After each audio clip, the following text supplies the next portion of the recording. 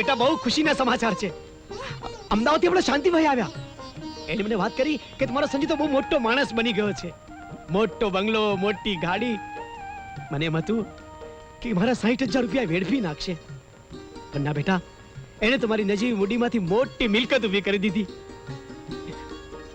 મેં હંમેશા સમજવામાં ભૂલ કરી બેટા. મને એમ થાય છે કે હું એક આંટો મારી આવું.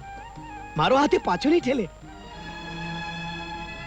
શું કામ સોનાની જાળ પાણીમાં નાખવા જાવ છો? ના બેટા, ગમે તેમ તો એ મારું લોહી છે. અરે 4 આંખો મળશે તો મારી આંખોની શરમ લાગ્યા વગર એને નહીં રે. જેવી તમારી મરજી.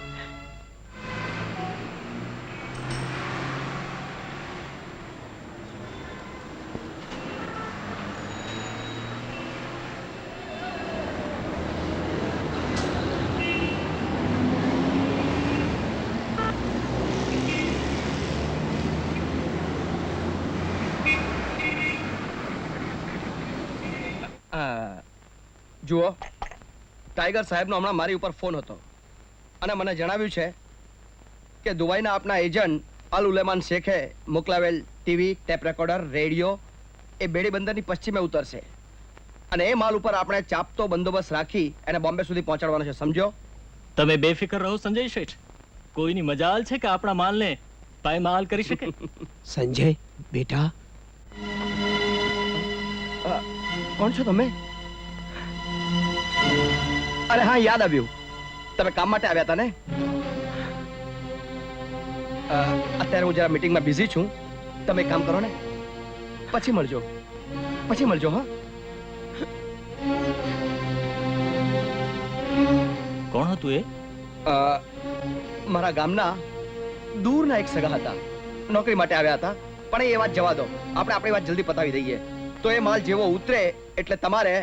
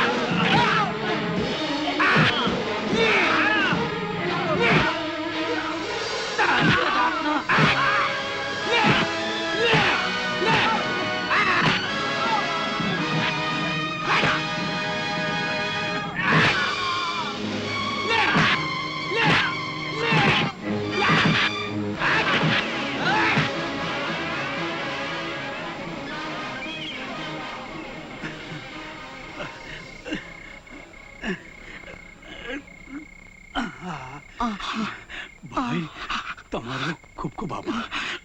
તમને શું થાય છે? તમને શું થાય છે?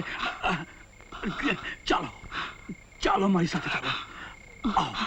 નમ્રતાબેન, ઓ નમ્રતાબેન, તમારું પોસ્ટકાર્ડ. ચિરંજીવી નમ્રતા, તારી વાત સાચી નીકળી. મેં સોનાની જાળ પાણીમાં નહીં પણ કાદવમાં નાખી. સંજયે તો મને ઓળખવા જેટલો પણ વિવેક ન દાખ્યો. ઉલટાનું બધાની વચ્ચે અપમાનિત કરી મને કાઢી મૂક્યો. મને સમજાતું નથી કે હું ગામ આવીને શું મોડું દેખાડીશ. એ જ લિખિતન તારા અભાગી બાપના આશીર્વાદ.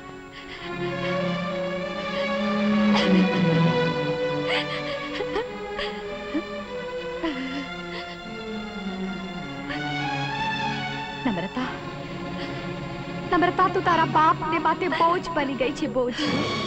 તારી ખાતર એને અપમાનો સહન કરવા પડે છે. તારી ખાતર એને ઠોકરો ખાવી પડે છે. નમ્રતા, એના કરતા તું આ ઘર છોડીને તું ચાલી જા. ઘર છોડીને તું ચાલી જા. નમ્રતા, ચાલી જા, ચાલી જા.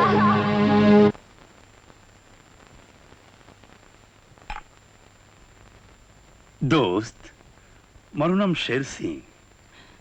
અણીને સમયે તમે આવીને મને બચાવ્યો ન હોત તો મોતને ઘાટ ઉતારી દો હોત મને ટાઈગરના માણસોએ.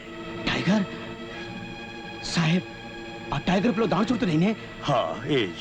અરે સાહેબ બતાવો મને, બતાવો એ ક્યાં છે? હું એનું ખૂન પી જઈશ સાહેબ, એનું ખૂન પી જઈશ. અફસોસ કે આજ સુધી એને કોઈએ જોયો જ નથી. મેં પણ નહીં. પણ તમે એને ક્યાંથી ઓળખો? સાહેબ મારું નામ શિવ પ્રસાદ શર્મા છે. મેં વર્ષો સુધી કસ્ટમ ઓફિસરની ડ્યુટી બજાવી. એ ફરજ બજાવતા એક દિવસ ટાઈગરની એ દાણચોરી ભરેલી ચાંદીની ટ્રક મેં જપ્ત કરાવી અને એના માણસોને મેં ગિરફ્તાર કર્યા. એનું વેર વાળવા એને મારી બદલી કરાવી અને મારી પત્ની, મારા બાળકની હત્યા કરાવી. એ દિવસથી મારી લોહી તરસી આંખોએ હત્યારાને શોધી રહી છે સાહેબ. મારા દિલમાં પણ તમારા જેટલી ટાઈગર સામે આગ ભભૂકી રહી છે. મારી પણ દાણચોરીની ટોળી ટાઈગરની ટોળી જેટલી જ મજબૂત હતી. પણ ટાઈગરે પોતાના માણસો દ્વારા મારા પર ગોળી ચલાવી. સદભાગ્ય હું બચી ગયો, પણ કાયમ માટે હું અપંગ થઈ ગયો. આ અપંગ હાલતનો લાભ ઉઠાવીને ટાઈગર અવારનવાર મારા માલ ઉપર છાપો મારી અને લૂંટી જાય છે. તમારા જેવો બહાદુર માણસ જો હાથ મેળવશે તો ટાઈગરની હિંમત નથી કે મારા માલને આંગળી પણ અડાડી શકે. સાહેબ હા, તમે જો મને સાથ આપશો તો હું તમને મોં માગ્યા પૈસા આપીશ. મોં માગ્યા પૈસા. સાહેબ તમારી દિલસોજી બદલ આભાર. ઈમાનદારીની રાહ પર ચાલતા મારા જીગર અને જિસ્મ પર અનેક જખમો થયા છે, પણ ઈમાનદારી પર મૂકેલો મારો વિશ્વાસ સજી ડગ્યો નથી. અને એ જ્યારે ડગમગી જશે ને ત્યારે હું તમારી પાસે સાહેબ ગામમાં મારી જુવાન જો દીકરીને એકલી મૂકીને આવ્યો છું એટલે મારે જવું જોઈએ સાહેબ. હું તમારી રજા લઉં છું સાહેબ, તમારી રજા લઉં છું. ભલે.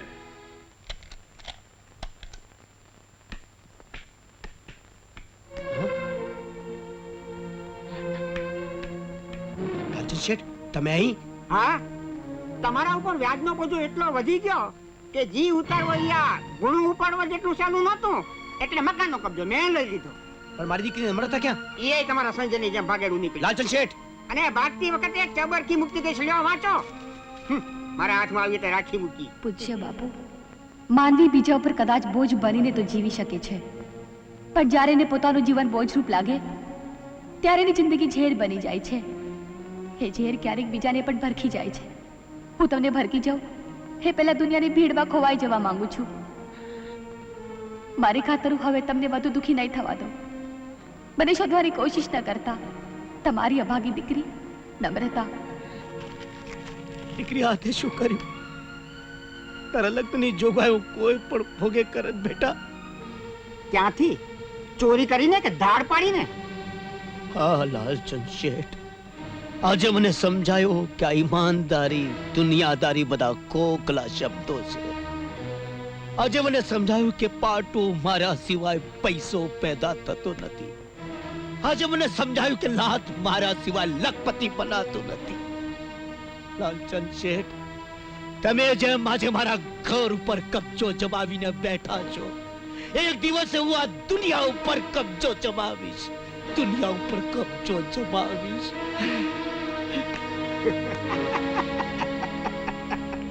શિવપ્રસાદ, દાપણ તો આવ્યું ઉતરતી ઉંમરે. અરે અરે ક્યાં જાય છે ભાઈ? અંદર. અરે તારા જેવા મુફલેસ માણસે મળવા મારા શેઠ પાસે ટાઈમ નથી. શેઠ? હા. અરે શેઠ તારો હશે પણ હું તો એનો બાપ છું. બાજુ હટ. દરવાન એમને અંદર આવવા દે. આવો બાપુ, આવો આવો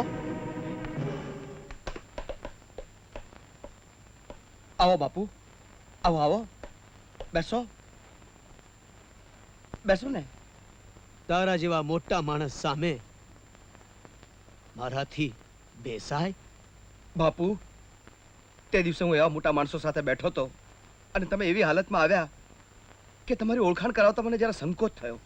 એ માટે મને માફ કરી દો. માફી? અરે માફ કરું એને કે જે બહેનના દહેજા માટે ઘરેણા વેચીને બાપે ઊભા કરેલા 60,000 રૂપિયા ચોરીને નાસી ગયો. અરે માફ કરું એને કે જેને કારણે બાપ દીકરીને કાળી મજૂરી કરવી પડી. અરે માફ કરું એને કે જે બાપની ચિત્રી હાલત જોઈને બાપની ઓળખ ભૂલી ગયો. બાપુ, હવે તમે એ બધું ભૂલી જાઓ અને નમ્રતાના દાયજાની ચિંતા જ કરતા નહીં. એના માટે હું 1 લાખ રૂપિયા આપીશ. અલ્યા પાણી વહી ગયા બાદ પાળ બાંધવાની વાત કરે છે. જાણે છે મારી અને ઘરની બરબાદીનું કારણ ન બને એટલા માટે નમ્રતા ઘર છોડીને ચાલી ગઈ. હવે તો તું મને 1 લાખ રૂપિયા તો શું 1 કરોડ પણ આપે તો હું એને ઠોક્કર મારું છું. હું તો તને એટલું જ કહેવા આવ્યો છું કે જે ધનના ઢગલા પર બેસીને તે મારું અપમાન કર્યું છે ત્યાંથી એક દિવસ તને હાથ ખેંચીને એઠો ના પછાડું તો હું તારો બાપ નહીં.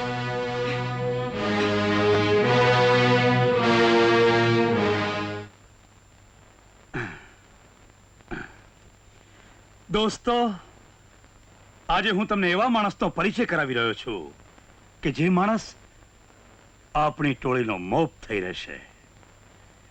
એ માણસ પાસે અનુભવ છે, બહાદુરી છે, બુદ્ધિ છે, કૌવત છે, કદર છે. એ માણસનું નામ છે હુકમસિંહ. આવો હુકમસિંહ.